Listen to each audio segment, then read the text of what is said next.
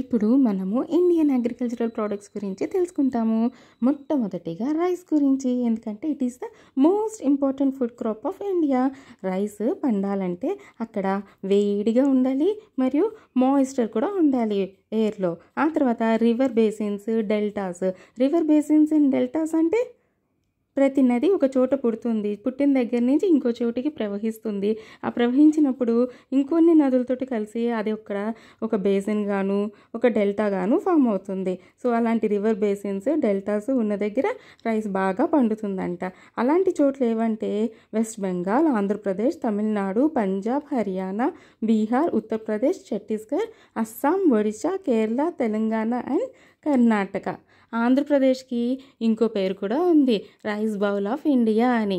India is the second largest producer of tea in the world. Tea grows best in hilly areas with abundant rainfall. Hills పైన ఎక్కడైతే ఎక్కువ rainfall ఉంటుందో అక్కడ tea బాగా పండుతుందన్నమాట, tea ఆకులు. It is mainly grown in hilly regions of Assam, west Bengal, Tamil Nadu and Kerala. ఇక్కడ నేను మీకు ఏం చెప్పాలనుకుంటున్నానంటే, ఒక్కో ప్రాంతంలో దాని క్లైమాటిక్ కండిషన్స్ని బట్టి, అక్కడ దొరికే వాటర్, వీటిలన్నిటిని బట్టి ఒక్కో పంట బాగా పండుతుంది. మన పూర్వీకులందరూ ఎక్కడ పండిన పంటని అక్కడిదే తింటూ వాళ్ళు చాలా బలంగా ఉండేవాళ్ళు.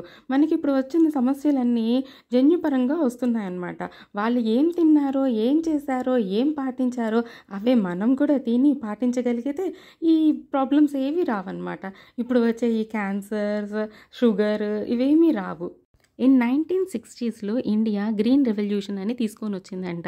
దీని ద్వారా మంచి విత్తనాలు, క్వాలిటీ అయిన విత్తనాలని, ఆ తర్వాత ఎక్కువ ఏరియాని అగ్రికల్చర్కి, ఇరిగేషన్కి ఇచ్చింది.